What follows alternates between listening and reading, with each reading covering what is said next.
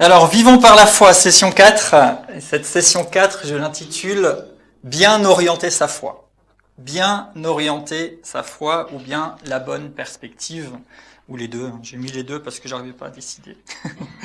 Mais je voudrais partager avec vous dans cette session aujourd'hui sur la nécessité de bien orienter notre foi, ou encore d'adopter la bonne perspective. Alors vous allez dire de session en session, peut-être que vous attendez des choses très pratiques ou peut-être que vous anticipiez certains sujets ou certains apports et ils viendront, mais c'est bon de continuer de poser tout un certain nombre de fondements et peut-être de faire un peu le ménage de certaines choses pour que nous puissions véritablement entrer et vivre de plus en plus par la foi et dans cette dynamique de foi qui nous appartient et dans laquelle nous voulons progresser. Alors bien sûr, notre passage de référence pour toute la série, ça reste Hébreux 11, verset 1. « Or, la foi est une ferme assurance des choses qu'on espère et une démonstration de celles qu'on ne voit pas. » Et puis la suite du chapitre, il nous est montré comment ceux qui ont possédé la foi ont pu obtenir les promesses et voir la puissance de Dieu. Et ce chapitre se conclut quand même en montrant que sans nous, cette foi ne pouvait pas être amenée à la perfection. Et que les choses qu'ils ont perçues ou comme aperçues ou pressenties, ils n'ont pas pu les expérimenter parce qu'elles étaient réservées à la génération que nous sommes aujourd'hui et qui sommes appelés à entrer dans une dimension encore plus de perfection et de grandeur dans la foi. Et aujourd'hui, je voudrais donc échanger avec vous donner quelques éléments et réfléchir ensemble sur bien orienter sa foi ou bien notre perspective. Et il y a tellement de choses dans la vie qui dépendent de notre perspective, c'est-à-dire la manière dont on regarde les choses ou alors l'endroit à partir duquel on regarde les choses. Et devant différentes situations, on peut adopter plusieurs perspectives. Et même si on reste dans un cadre beaucoup plus général et du quotidien, s'il arrive un événement dans votre village ou dans la ville ou même dans la région et que vous entendez le rapport que va faire chaque personne qui a assisté, vous allez vous rendre compte qu'ils disent pas tous exactement la même chose. Parce que chacun va raconter ce qu'il a vu ou ce qu'il a vécu de sa propre perspective, selon l'endroit où il était physiquement, donc il a peut-être vu des détails différents, et aussi selon la disposition de son cœur ou selon ce à quoi il va être plus sensible. Et d'ailleurs, même dans l'écriture, on a des questions de perspective. Si on a 4 évangiles, c'est parce qu'en fait, chaque évangile aussi nous apporte une certaine perspective sur le ministère et la vie de Jésus. Et en fait, c'est quelque chose qu'on retrouve régulièrement. Mais je voudrais attirer notre attention et nous amener à bien orienter notre foi. Parce que bien souvent, les événements qui nous entourent ou ce qui peut nous arriver, peut devenir un obstacle à notre vie de foi et à l'expérience réelle de ce qui nous appartient pourtant déjà, si nous n'avons pas la bonne perspective. Alors, un premier grand exemple de l'écriture, une histoire qui est certainement familière à la plupart d'entre nous, c'est l'histoire de David et Goliath. David, ce petit berger qui venait ramener de la nourriture à ses frères, les soldats, alors que lui était dans les champs à garder ses brebis. Et puis il arrive devant une situation qui va le révolter et devant laquelle il va faire preuve d'une approche, d'une attitude et d'une perspective différente. David arrive et se rend compte que tous les soldats pourtant équipés, armés et supposés vaillants sont tenus en arrière et ont peur et s'inquiètent et reculent à chaque fois que quelqu'un dans le camp ennemi se présente. Ce quelqu'un, il est très grand, il est très fort, il s'appelle Goliath et c'est l'arme fatale du camp adverse. Et il est dit dans l'Écriture, c'est dans 1 Samuel 17 qu'on a ce récit, et je vais juste prendre quelques brefs extraits parce que je ne vais pas en faire une étude complète aujourd'hui, c'est l'une des illustrations à mon propos, bien que ce soit un événement vraiment intéressant et riche en enseignements. Mais 1 Samuel 17, on a tout ce récit, et David qui arrive dans cette situation ne peut pas supporter l'idée que son peuple soit tenu en arrière et que tous ces soldats aient peur et reculent. À chaque fois, l'Écriture dit que quand le géant, quand Goliath faisait un pas en avant, tous les soldats reculaient. Et Goliath se moquait d'eux. Et non seulement il se moquait d'eux, mais il se moquait aussi de l'Éternel. Il se moquait de Dieu. Et David arrive là et dit, mais comment, pardonnez-moi de reformuler un peu, mais comment ce gars-là se permet de se moquer de Dieu et de cracher sur l'Éternel, notre Seigneur, notre Dieu, qui a fait déjà de grandes choses pour nous, et comment nous, en face, on n'arrive pas à résister. Comment il n'y a personne qui se lève pour aller vaincre ce géant et démontrer que l'Éternel est Dieu. Et donc David arrive là, et dans 1 Samuel 17, au verset 24, 1 Samuel 17, 24, il est dit, à la vue de cet homme, tous ceux d'Israël s'enfuirent devant lui et furent saisis d'une grande crainte. Et donc ils avaient tous peur, ils craignaient, comme j'ai dit tout à l'heure. Et au verset 37, toujours 1 Samuel 17, verset 37, David dit, « L'Éternel, qui m'a délivré de la griffe du lion et de la patte de l'ours, me délivrera aussi de la main de ce Philistin. » Donc David, en fait, voulait faire quelque chose. Et il va demander au roi l'autorisation, d'une certaine façon, d'aller au défi et d'affronter ce géant. Et au passage, ses frères se sont moqués de lui, l'ont accusé, et toutes sortes de choses, mais David, lui, avait à cœur de défendre, si on ose dire, l'honneur de son peuple, et de permettre à Dieu de montrer qu'il est plus grand et qu'il est supérieur. Et David se rappelle de ce qu'il a vécu auparavant, alors qu'il était berger et qu'un ours est venu attaquer son troupeau, et l'Éternel était avec lui et l'a délivré. Le lion est venu attaquer son troupeau, mais l'Éternel était avec lui et l'a délivré. Alors qu'est-ce que c'était que ce géant pour que l'Éternel ne puisse pas aussi le garder, le délivrer et lui donner la victoire? C'était le même géant pour tout le monde, autant pour les autres soldats que pour le roi, que pour David, mais David avait une perspective différente. David ne regardait pas à la grandeur et à la carrure impressionnante de ce géant, mais David regardait à la grandeur et à la toute-puissance et à la supériorité de l'Éternel, son Dieu. Et c'est ce qui lui a donné la force et la détermination de lancer ce défi et de gagner.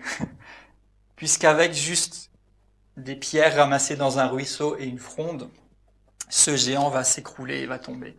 Et nous ne devons pas rester juste comme tous ces soldats devant un géant qui le voient et qui reculent en disant « mais qu'est-ce qu'on peut faire? On peut rien faire ou c'est trop grand ». Mais comme David, on peut adopter une autre perspective. Regarder à la grandeur de notre Dieu et pour se faire nous rappeler de ce qu'il a déjà fait pour nous. Et plus nous cheminons avec le Seigneur et plus nous vivons par la foi, bien plus nous pouvons nous rappeler et nous appuyer sur ce que nous avons déjà vécu avec lui. Et même si certaines choses peuvent paraître insignifiantes, c'est un début. Et c'est déjà quelque chose qui nous donne un peu plus de confiance pour croire et faire confiance toujours de plus en plus pour des choses de plus en plus grandes. Dans le Nouveau Testament, Philippiens 1, 28, il est écrit « Ne vous laissez pas intimider par un adversaire, car ce sera pour lui une preuve de perdition, mais pour vous une preuve de salut. » Ne vous laissez pas intimider. Donc, il nous est nécessaire d'être vigilants et de ne pas se laisser intimider. Si on ne se laisse pas intimider, l'adversaire est perdu et nous sommes sauvés. Ne vous laissez pas intimider. Quelquefois, des choses tellement simples nous déstabilisent, voire nous font peur. Parfois même la vue d'un tout petit insecte nous déstabilise et nous fait peur, mais en fait, ça n'est qu'une image de ce que nous vivons bien souvent, même dans notre vie spirituelle. Quelque chose de moindre, un petit grain de sable dans les rouages, un petit imprévu, et tout notre équilibre est facilement remis en cause. Mais l'Écriture nous dit, ne vous laissez pas intimider. Quels que soient les défis que nous rencontrons, ce qui est le plus important, c'est pas tellement la taille du défi ou du problème, ou même que ce soit géant et énorme, et même que personne n'ait jamais fait face à cela, mais ce qui est important, c'est notre perspective sur la question. Dans quelle perspective regardons-nous les choses? Nous donnons de l'importance à ce que nous considérons. Ce que nous regardons, ce à quoi nous donnons de la valeur, ce qui nous impressionne, en fait, nous lui accordons un crédit. Et quand je parle de bien orienter sa foi, c'est qu'en fait, la peur, et ça fait finalement partie de la foi, la peur, c'est une forme mal orientée de foi.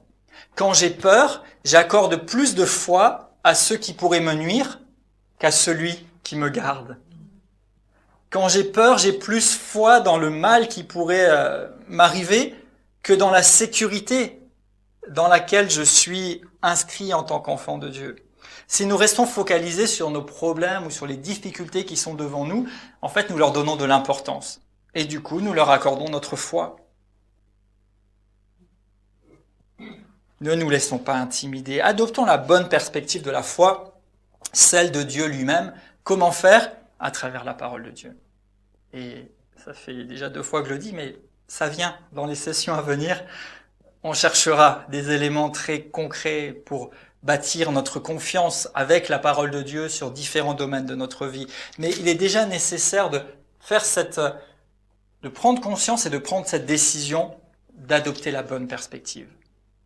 Regardez non pas à ce qui pourrait me nuire ou à la grandeur de ce qui m'arrive, mais garder les yeux focalisés sur la grandeur du Seigneur. En fait, l'Écriture dit que l'ennemi, le diable, rôde comme un lion rugissant cherchant qui il pourrait dévorer. Et si nous lui accordons du crédit en ayant peur de ce qu'il pourrait nous faire, effectivement, il est comme un lion qui pourrait être supérieur à nous et que nous pourrions craindre.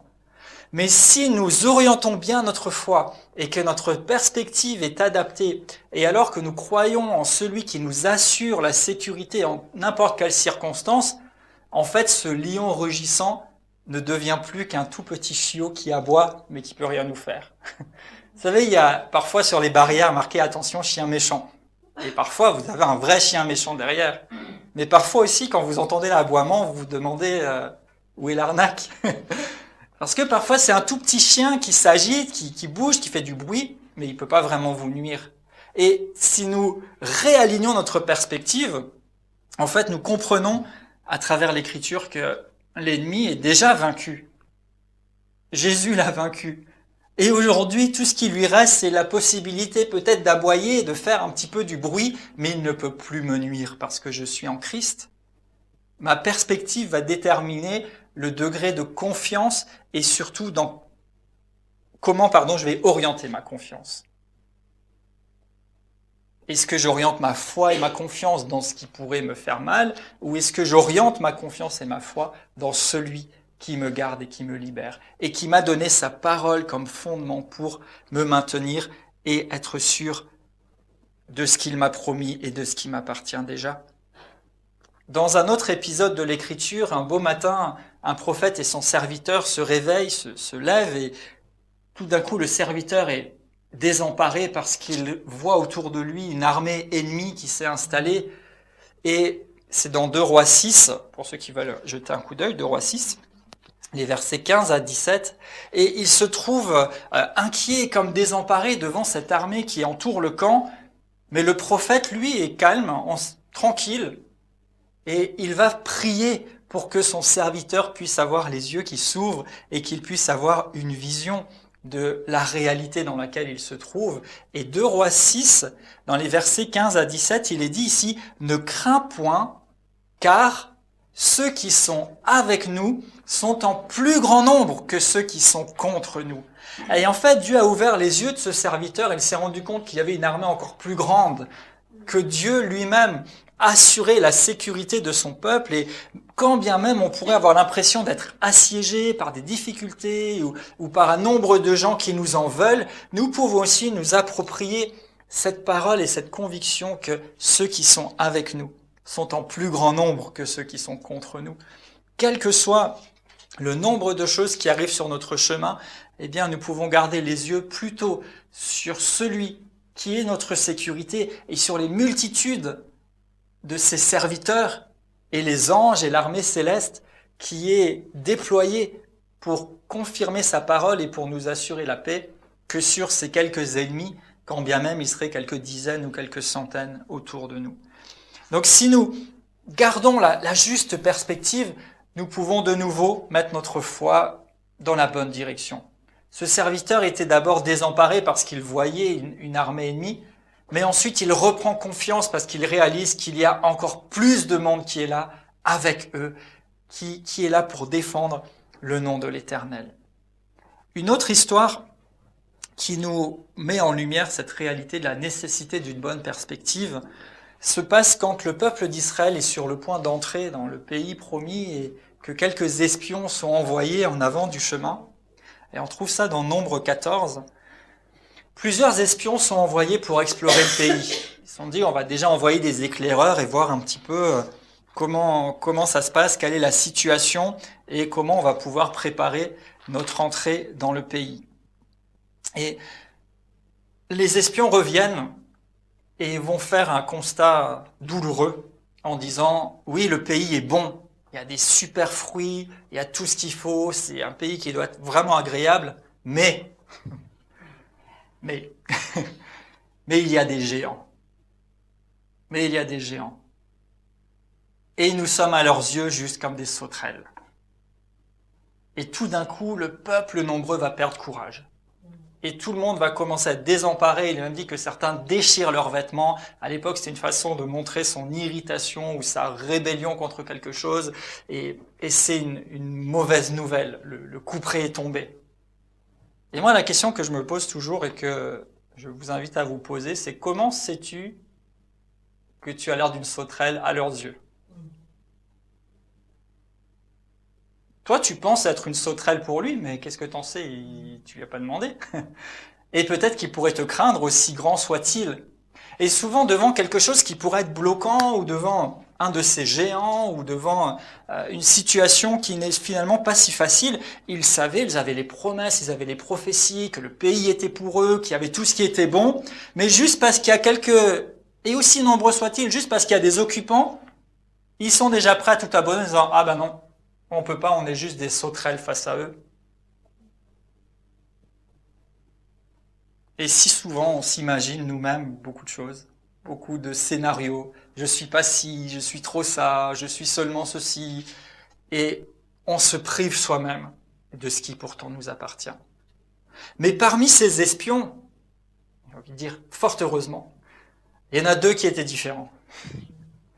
Et ces deux-là vont rendre un rapport différent. Et on voit ça dans Nombre 14, les versets 6 à 10, où vous avez tout ce rapport.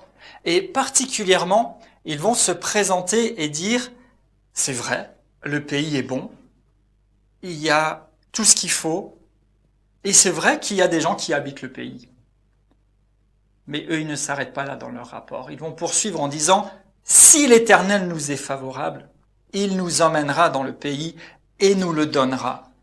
Et un petit peu plus loin, ils vont plus seulement rester avec un si, mais ils vont véritablement se positionner avec la conviction et la promesse qu'ils ont, et ils vont dire « L'Éternel est avec nous, ne craignez point ». Et à ces paroles, le peuple va reprendre courage.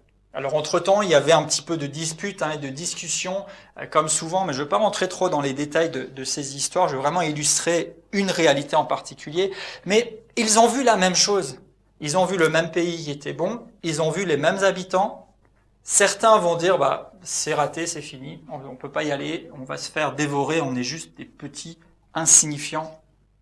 Mais d'autres vont dire, l'Éternel est avec nous, allons-y, entrons en possession de ce qui nous appartient déjà. Quelle perspective nous adoptons sur les choses ? Est-ce que l'obstacle va mettre un frein et un point final à notre démarche et à notre vie de foi ? Ou est-ce qu'au contraire, cet obstacle va nous stimuler et devenir un tremplin pour entrer dans la promesse et pour venir la saisir et sinon l'arracher ? Parce que nous avons une part à faire qui est d'entrer et de s'approprier et de vivre dans ce qui nous appartient. Et donc ces deux espions ont porté un regard différent, un regard qui accordait davantage de crédit et d'importance à la promesse de Dieu et à la prophétie qui avait accompagné tout ce peuple. Et ils avaient fait tant de chemin, et ils avaient vécu tellement de choses, ce n'était pas pour s'arrêter là. C'est une question de perspective. Ils ont vu les mêmes choses, mais pourtant leur perspective allait déterminer la suite. Leur perspective déterminait s'ils allaient continuer d'avancer et poursuivre et persévérer avec leur vision, ou bien s'ils allaient simplement baisser les bras et s'arrêter là. Quelle est notre perspective? Qu'est-ce qui nous retient d'entrer dans la promesse? Qu'est-ce qui nous retient de nous approprier ce qui nous appartient déjà? Qu'est-ce qui nous retient de croire pleinement? Et j'ai envie de dire par là, qu'est-ce qui te fait peur? Et pourquoi ça te fait peur?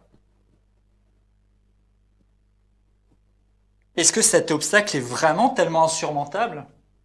Est-ce qu'il n'y a pas une autre manière d'aborder la question? Est-ce qu'il n'y a pas une autre perspective qui le rendrait plus vulnérable et qui te permette d'entrer dans ta promesse, dans la victoire? Quand vous gardez la bonne perspective, même si une situation peut vous ralentir ou vous arrêter, vous savez que vous n'allez pas en rester là. Oui, c'était pas prévu. Oui, c'est un problème, ça dérange, ça gêne. Mais je garde la bonne perspective. Je reste appuyé sur la parole de Dieu et sa promesse. Je reste appuyé sur la grandeur de Dieu. Et je peux, comme David, me fortifier de savoir ce qu'il a déjà accompli pour moi. Et alors, continuer d'avancer. Et saisir cette occasion comme une opportunité d'avancer, de grandir. Cet obstacle, il va pas m'arrêter, mais au contraire, il va me stimuler et il va devenir un tremplin sur mon chemin. Qu'est-ce que vous regardez? Est-ce que vous regardez le géant? Ou est-ce que vous regardez la promesse? Est-ce que vous regardez ce qui manque? Ou est-ce que vous regardez ce que vous avez?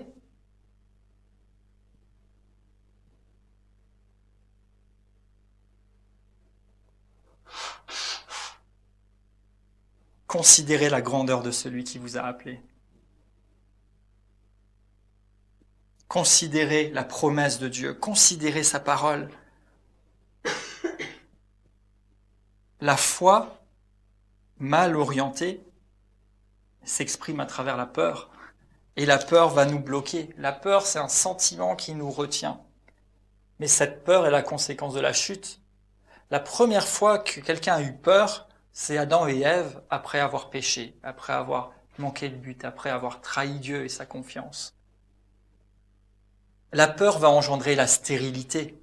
Par exemple, lorsque un maître de maison, un grand propriétaire, c'est une des paraboles de Jésus dans Matthieu 25, va partir en voyage, il va confier à plusieurs de ses serviteurs des talents, en leur disant de les faire fructifier. Plusieurs les ont fait fructifier, mais un de ses serviteurs a eu peur. Il avait peur et du coup il a caché ce talent. Et il a rendu ce même talent sans l'avoir fait fructifier à son maître. Et son maître lui demandera ce qui se passe, il va répondre « J'ai eu peur, alors je l'ai mis en sécurité ». Oui, mais cette peur a engendré de la stérilité, il n'a rien pu produire. Ce n'est pas ce que le maître attendait de lui. La peur paralyse. Même physiquement, quand on a peur, quand on est dans l'inquiétude, on peut avoir la gorge nouée, on peut avoir mal au ventre, on peut être même à ne plus pouvoir bouger à cause d'un bruit inconnu, à cause de quelque chose qui nous surprend. Et quelquefois, cette peur va provoquer ce qu'on appelle la panique, où on va prendre des décisions qu'en temps normal, on aurait nous-mêmes considérées comme insensées, mais dans la panique, on va faire n'importe quoi. Pourquoi la peur a-t-elle tant d'influence et pourquoi produit-elle de tels fruits, malheureusement destructeurs? Parce qu'en fait, la peur est alimentée par l'énergie que vous auriez pu investir dans votre foi et dans votre victoire. Lorsque vous cédez à la peur, vous investissez dans ce qui est en train de vous détruire, plutôt que dans la direction de ce que vous croyez, de ce qui assure votre vie et votre sécurité. Jésus, dans la tempête avec ses disciples, Matthieu 8, 23, va leur reprocher « Pourquoi avez-vous peur ?» Et il dit « Gens de peu de foi ». Oui.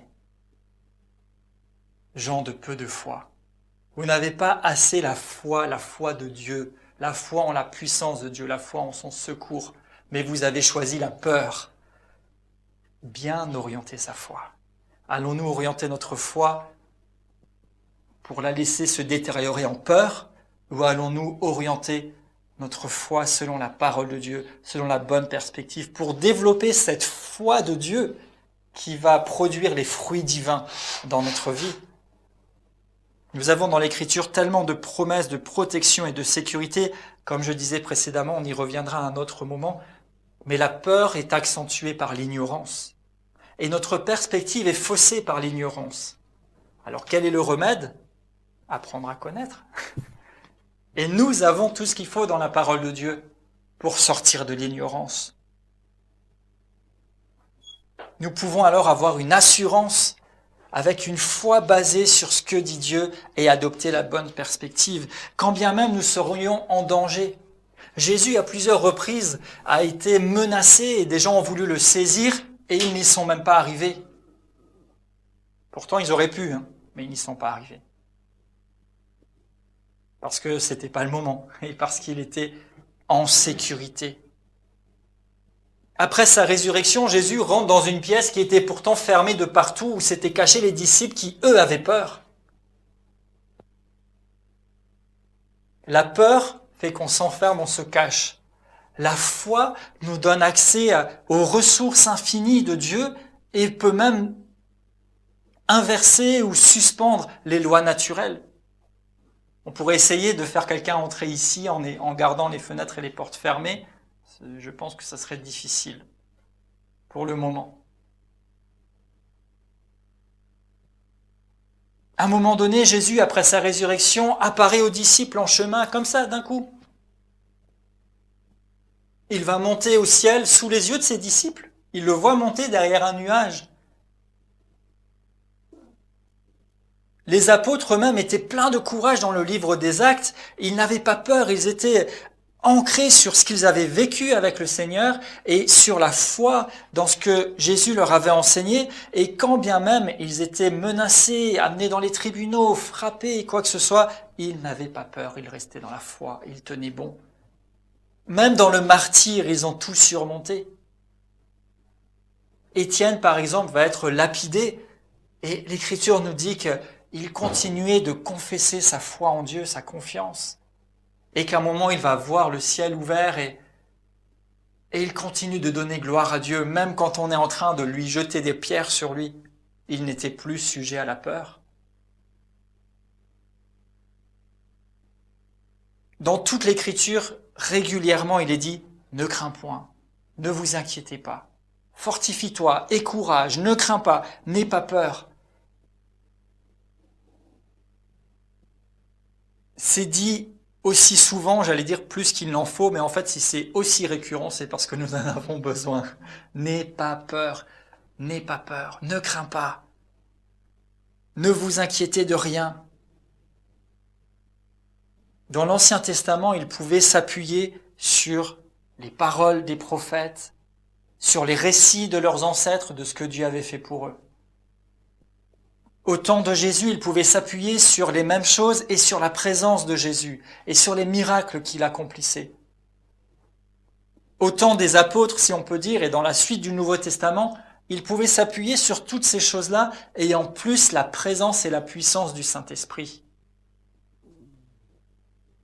Et tout au long de l'Écriture, il est dit encore et encore, ne crains pas, n'aie pas peur, ne vous inquiétez pas.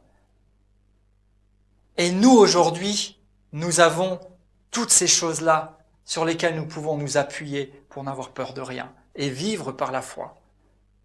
Nous pouvons et nous devons ajuster notre perspective parce que nous sommes dans un monde qui n'est pas plus sécurisé qu'il ne l'était il y a 100 ou 1000 ou même plus d'années. Les menaces sont nombreuses, peut-être sur certains aspects différentes, mais elles sont nombreuses. Et les menaces à notre vie de foi sont nombreuses, parce que l'ennemi sait qu'il ne lui reste pas beaucoup de temps, donc il veut s'agiter, il veut nous retenir. Mais nous pouvons, et nous devons, veiller à garder la bonne perspective, à bien orienter notre foi pour continuer d'avancer et pour entrer pleinement dans la réalisation de ce que Christ a accompli pour nous et de ce qui appartient à notre temps, de ce qui nous appartient dans les lieux célestes en Christ, de ce qui nous appartient en tant qu'Église des temps de la fin que Christ vient chercher. L'Écriture dit que nous sommes appelés à être métamorphosés. 2 Corinthiens 3, 18, nous qui Le contemplons, nous sommes transformés en la même image de gloire en gloire par l'Esprit du Seigneur. 1 Thessaloniciens 5, 18 nous dit que notre être entier, esprit, âme et corps peut être trouvé irréprochable. Éphésiens 5, 27 nous dit qu'il vient chercher une église glorieuse, sans tache, ni ride, ni rien de semblable. Pourquoi je vous parle de ça? Parce qu'en fait, c'est cette métamorphose et cette démarche et cette avancée qui va nous permettre de garder la bonne perspective et de demeurer dans la foi, envers et contre tout. Et quand les temps deviendraient plus difficiles, eh bien, si nous devons être amenés un jour à être dans des situations de cet extrême, eh bien, comme Jésus a pu entrer dans un endroit sans passer par une ouverture naturelle, nous pourrions faire des choses qui ne passent pas par le chemin naturel des choses. Comme Philippe a été transporté d'un endroit à un autre, on ne sait pas comment, nous pourrions l'être dans des situations dans lesquelles une solution naturelle ne pourrait pas être mise en œuvre. Mais même pour ce processus-là, Dieu nous dit, n'aie pas peur. Ne crains pas. Et quand l'apôtre Jean était sur le point de recevoir la révélation de l'Apocalypse, Dieu lui dit dans Apocalypse 1, 17, ne crains pas. Ne crains pas. Il est dit que tout d'un coup, il a été saisi et il a une vision et Dieu lui dit, ne crains pas. Et littéralement ici, ne crains pas, c'est le mot grec qui veut dire phobie. N'aie pas de phobie. Une phobie, c'est quelque chose qui non seulement est un sentiment du moment, mais ça vous prend tout entier. Quelqu'un qui a la phobie de quelque chose, il est complètement pris et déstabilisé devant cette chose-là et il en a peur, il le craint et il veut l'éviter. Mais Dieu dit à Jean, ne crains pas, n'aie pas peur. Et comme précédemment, dans l'Écriture, il est dit, ne crains pas, n'aie pas peur. Et nous aussi aujourd'hui, le Seigneur nous dit, ne crains pas, n'aie pas peur, n'aie pas de phobie, d'entrer et de vivre ce que j'ai mis devant toi.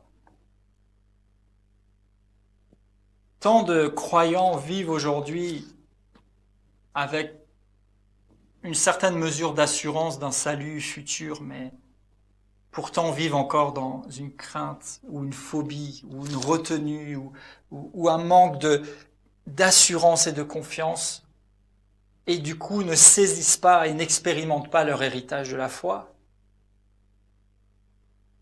Beaucoup trop. Et quelquefois nous sommes comme dans cette situation où nous pouvons soit avoir peur, soit être désemparés ou être dans la retenue ou alors éviter certaines choses. N'évitez pas ce à quoi Dieu vous appelle. N'évitez pas ce vers quoi Dieu vous attire. Comme il a dit à l'apôtre Jean, n'aie pas peur, ne crains pas, n'aie pas de phobie. Il nous dit aussi, n'aie pas peur. N'évite pas de vivre pleinement dans ton héritage. N'aie pas peur de marcher dans la victoire. N'aie pas peur d'être transformé et de vivre des choses que peut-être toi-même tu n'as pas encore connues, mais que j'ai en réserve pour toi. Ne crains pas de croire. Et nous verrons aussi dans les sessions à venir comment cette foi va s'exprimer et ça prendra encore plus de sens. Et vous avez besoin de décider de ne pas avoir peur et d'adopter la bonne perspective pour véritablement vivre par la foi et pour véritablement libérer et fonctionner dans la foi.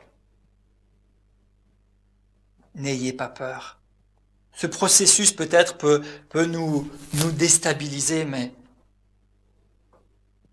pour rester sur l'exemple de l'apôtre Jean, Jésus, dont il a une révélation ouverte, va poser sa main sur lui.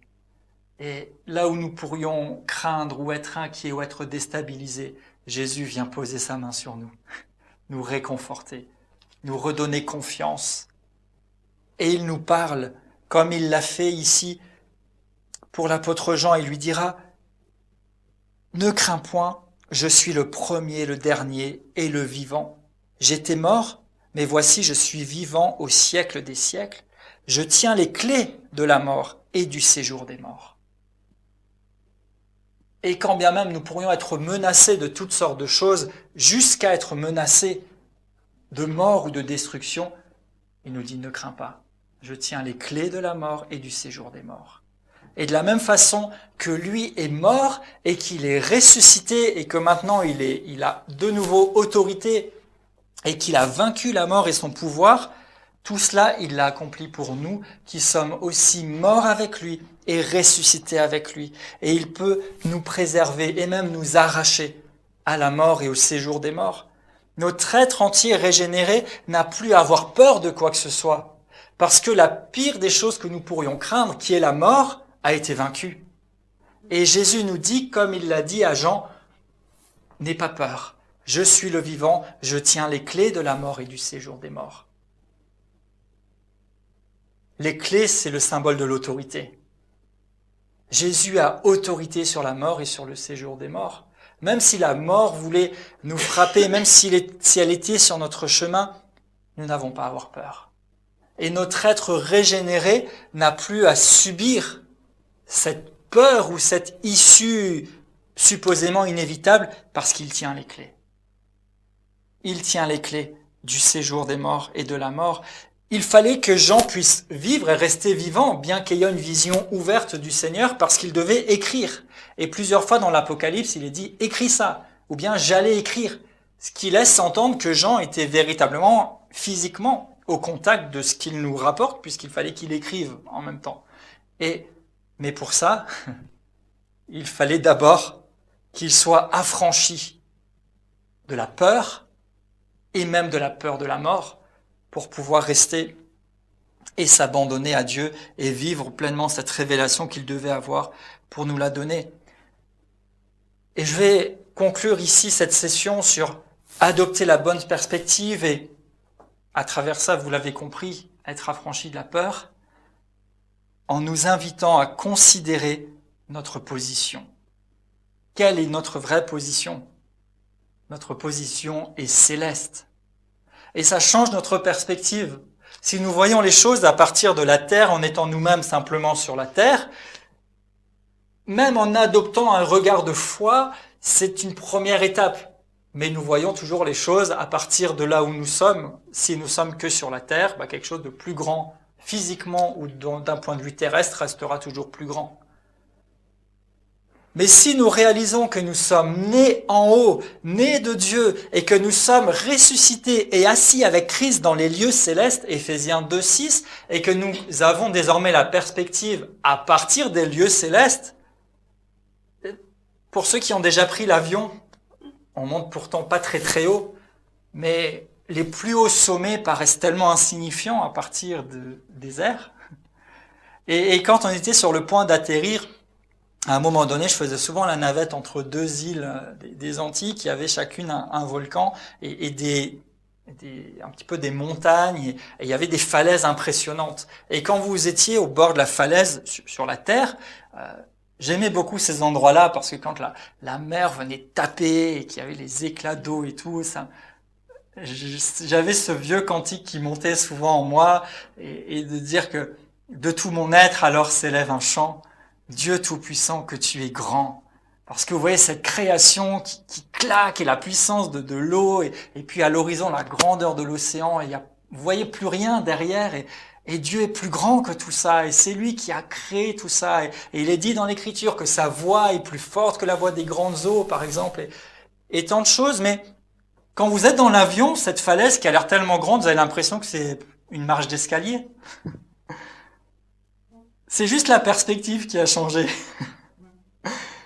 Et nous qui avons été régénérés et qui sommes désormais assis avec Christ dans les lieux célestes, bien-aimés, adoptez la bonne perspective, celle de votre place dans laquelle vous avez été amenés par le Seigneur et regardez les choses à partir de votre position assis avec Christ dans les lieux célestes.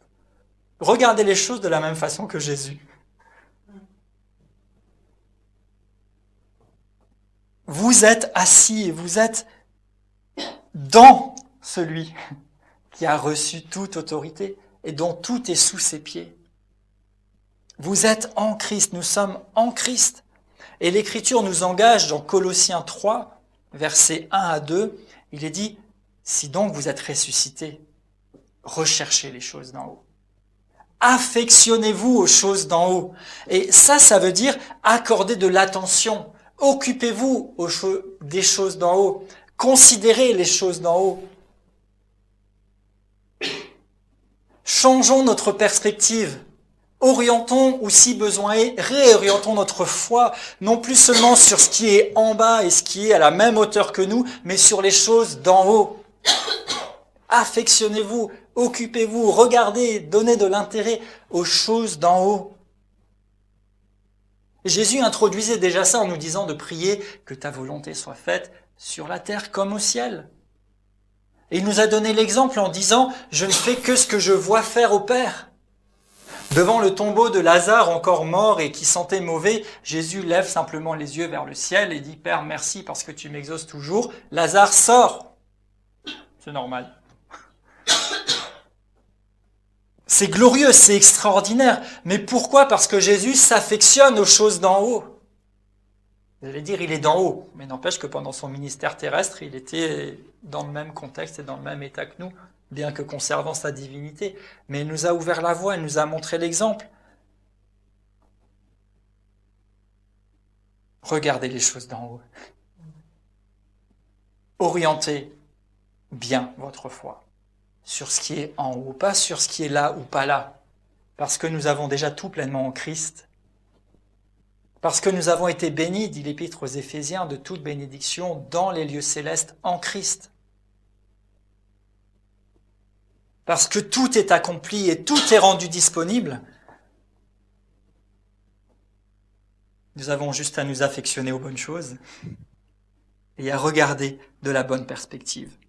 Alors oui, nous pouvons vivre par la foi et avoir du résultat à notre foi. Sans réajuster sa perspective, toutes les vérités de la foi, et si j'ose dire les principes de la foi et les pratiques de la foi qui sont excellentes et que nous allons enseigner et étudier dans cette série, en fait ne fonctionnent pas, ou tellement peu. Et beaucoup se sont découragés. Parce qu'il ne suffit pas, par exemple, de parler. Nos paroles ont besoin d'être accompagnées d'une substance. J'allais dire habitées, je le dis. Nos paroles ont besoin d'être habitées, incarnées. Nos paroles ont besoin d'avoir de la substance. Dire des choses, c'est bien. Mais si je dis simplement quelque chose qui résonne, c'est juste du vide, c'est juste... Ça ne produit pas. Ce qui produit, c'est de dire, ou de faire, ou d'agir en étant positionné, avec la bonne perspective, avec, on l'avait vu dans les premières sessions, la parole de Dieu, Réma, la révélation qui est claire, avec la conscience, dans la dernière session, de l'alliance dans laquelle j'opère, et de ce qui est à moi, et de ce vers quoi Dieu veut m'emmener, alors ce que je dis produit. Alors le geste que je pose va avoir une incidence.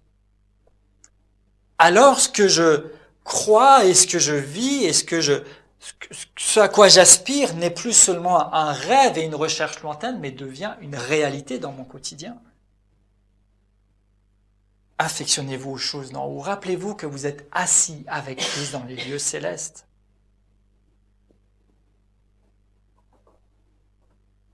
Nous avons une position particulière qui nous offre une perspective, une vue imprenable sur les choses. Et en même temps que nous avons cette vue imprenable sur les choses de notre vie, qui révolutionne du coup notre position, parce qu'on se dit, après tout, c'était pas si énorme et pas si insupportable et pas si impossible que ça.